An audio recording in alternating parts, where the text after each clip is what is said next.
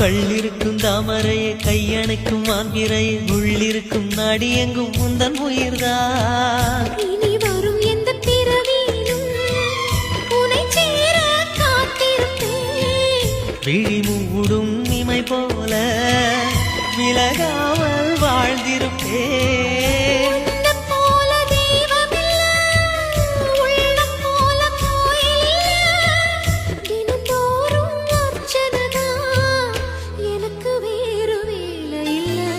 நன்றி சொல்ல உனக்கு வார்த்தை இல்லை எனக்கு, நான் தான் மயங்குறேன். என்னுடைய மனச தந்துவிட்ட பிறகும் ஏம்மா கலங்குற?